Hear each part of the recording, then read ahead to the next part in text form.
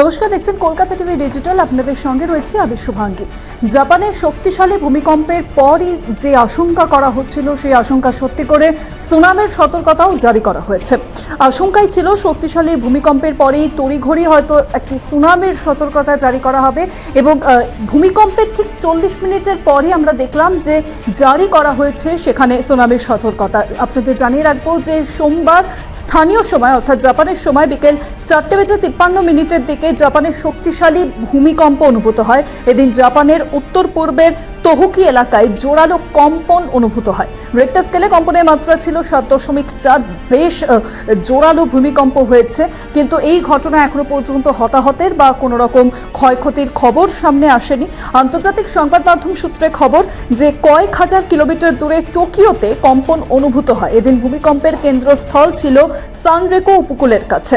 ভূমিকম্পের জেরে উপকূলের প্রায় 10 ফুট পর্যন্ত উচ্চতার সুনামির ঢেউও আছড়ে পড়তে পারে এই আশঙ্কাও করা হয়। বিশেষত ইওয়াতে এবং হোকাইডোতে অঞ্চলের এই দুই অঞ্চলে কিন্তু একটি সুনামির ঢেউ আছড়ে পড়ার সম্ভাবনা বেশি এবং ভূমিকম্প ঠিক হয়েছে 4:53 এবং তার 40 মিনিটের পরই কিন্তু দেখা যাচ্ছে যে ইওয়াতে কুজি বন্দরে 80 সেন্টিমিটার উচ্চতার একটি সুনামির ঢেউ আঘাত হানে।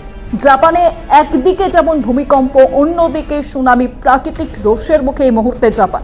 ভূমিকম্পের জেরে টোকিও থেকে আওমরি পর্যন্ত যে বুলেট ট্রেন পরিষেবা, সেই বুলেট ট্রেন পরিষেবা ইতিমধ্যেই বন্ধ করা হয়েছে। পরিস্থিতি স্বাভাবিক হলে আবারও এবং সমস্ত কিছু পর্যালোচনা করে বুলেট ট্রেন পরিষেবা খোলা হবে, এমনটাই কিন্তু খবর আসছে। জাপানের প্রধানমন্ত্রী তিনিও কিন্তু বাসিন্দাদের তড়িঘড়ি সরে যাওয়ার জন্য অনুরোধ করেন, দ্রুত উঁচু স্থানে আশ্রয় নেওয়ার নির্দেশ পর্যন্ত দেন এবং সুনামির সতর্কতা যতক্ষণ জারি রয়েছে ততক্ষণ নিরাপদ আশ্রয় থেকে কাউকে সরে না যাওয়ার পরামর্শ দেওয়া হয়েছে। এই সুনামির সতর্কতা বজায় রয়েছে এবং যতক্ষণ বজায় থাকবে ততক্ষণ পর্যন্ত মানুষজন যাতে নিরাপদ স্থানে থাকে সেই আহ্বান দিয়েছেন সেখানকার প্রধানমন্ত্রী।